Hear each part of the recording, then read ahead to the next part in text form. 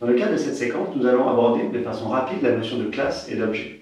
Contrairement à d'autres langages, les objets ne sont pas nécessaires à la programmation en Python.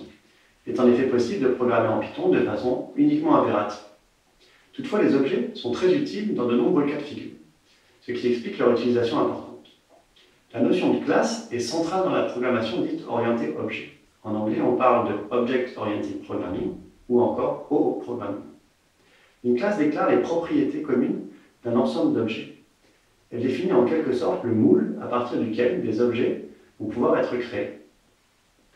Nous allons maintenant introduire quelques éléments de vocabulaire. La classe déclare des attributs représentant l'état des objets et des méthodes représentant leur comportement. On parle d'un objet en tant qu'instance d'une classe. Nous reviendrons par la suite, à travers un exemple, sur les notions d'attributs, de méthode et d'instance. En Python, une classe est définie de manière analogue aux fonctions, mais en utilisant le mot-clé « classe ». Une méthode est une fonction définie dans la classe. On utilise donc tout naturellement le mot-clé « def ». Toutefois, dans le cas d'une méthode, le premier argument doit obligatoirement être « self ». Ce nouveau mot-clé du langage fait référence à l'instance. Certains noms de méthodes ont un sens particulier. Par exemple, init, underscore, underscore, init, underscore, underscore, est le nom de la méthode invoquée à la création de l'objet. str est la méthode invoquée lorsqu'une représentation de la classe sous forme de chaîne de caractères est demandée. Par exemple, quand une instance est passée à la fonction print. Je vous invite à consulter la documentation officielle sur le site python.org. Illustrons tout ceci avec un exemple. Nous définissons ici une classe appelée point. Une première remarque est que le nom de la classe commence par une lettre majuscule. C'est une convention classique en Python. Nous observons que 3 méthodes sont définies dans la classe à l'aide du mot-clé def. Comme mentionné précédemment, nous observons que chacune de ces 3 méthodes prend en premier paramètre le mot-clé self. La première méthode définie est init. C'est ce qu'on nomme le constructeur en programmation objet. Ainsi, un objet de type point devra être construit à l'aide de 2 paramètres nommés x et y. Il s'agit ici des coordonnées x et y d'un point dans le plan. Les 2 paramètres x et y sont stockés comme attributs à l'aide de la syntaxe self.x égale x et self.y égale y. La deuxième méthode que l'on définit est translate. Elle sera appelée avec 2 paramètres dx et dy. Comme l'indique la documentation de la méthode, le point sera ainsi translaté de dx et dy dans le plan.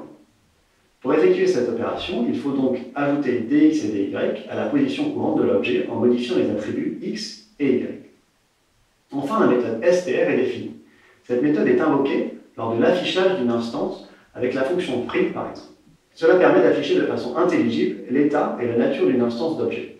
Ainsi, ici on affiche qu'il s'agit d'une instance de type point dont les coordonnées sont self.x et self.y. La classe maintenant définie, nous pouvons instancier un point. On crée la variable p. P est une instance de la classe point avec pour coordonnées x égale 0 et y égale 0. Nous pouvons afficher les attributs de p, ici p.x et p.y, qui sont égaux à 0. Et nous pouvons demander l'affichage de p directement. Nous obtenons la chaîne de caractères telle que formatée par la méthode str, c'est-à-dire point, 2 points, crochet, 0, 0, fermez le crochet. Pour translater le point p, il faut invoquer la méthode translate.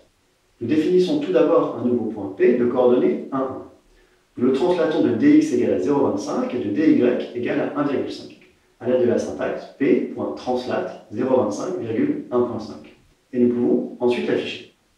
Nous obtenons sans surprise que le point P est de coordonnées 1,25 et 2,5. Nous en avons fini pour cette brève introduction à la construction et à la manipulation d'objets en Python. Nous passons maintenant aux exceptions. Dans le langage Python, les erreurs sont gérées à travers des exceptions. Une erreur provoque une exception qui interrompt l'exécution normale du programme. Toutefois, comme nous allons le voir, les exceptions dans un bloc de code, try except, peuvent être capturées. On dit également intercepter une exception. Les exemples d'exceptions que nous avons vus récemment sont syntax error, name error, type error, key error ou indentation error. Une exception est levée à l'aide du mot-clé raise.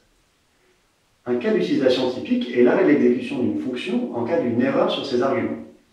Ce cas d'utilisation est illustré sur l'exemple suivant. Ici, nous définissons une fonction nommée maFonction qui prend en paramètre un paramètre nommé arg. Dès l'entrée dans la fonction, nous testons si arg est de type list.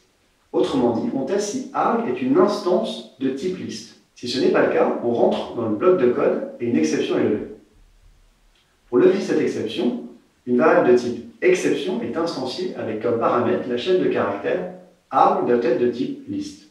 Et cette instance d'exception est levée avec le mot-clé raise.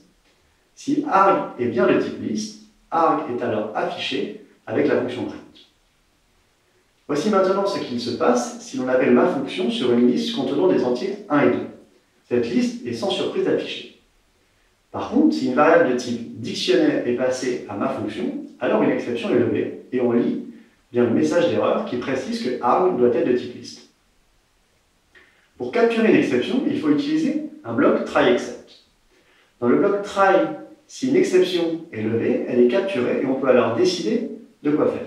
Par exemple, en appelant ma fonction sur un dictionnaire, on capture l'exception et on peut alors simplement afficher un message sans toutefois interrompre l'exécution du programme. Pour obtenir de l'information sur l'erreur, on peut accéder à l'instance de la classe d'exception. Voici un exemple où on cherche à afficher le contenu d'une variable non définie, ici nommée var. L'exception est interceptée et nommée E. On peut alors afficher E avec la fonction print sans interrompre l'exécution du programme. Nous en avons fini avec cette première série de vidéos sur la librairie standard Python. Dans une deuxième série de vidéos, nous irons plus loin en abordant la manipulation de données numériques avec la librairie NumPy et la visualisation de données avec Matplotlib.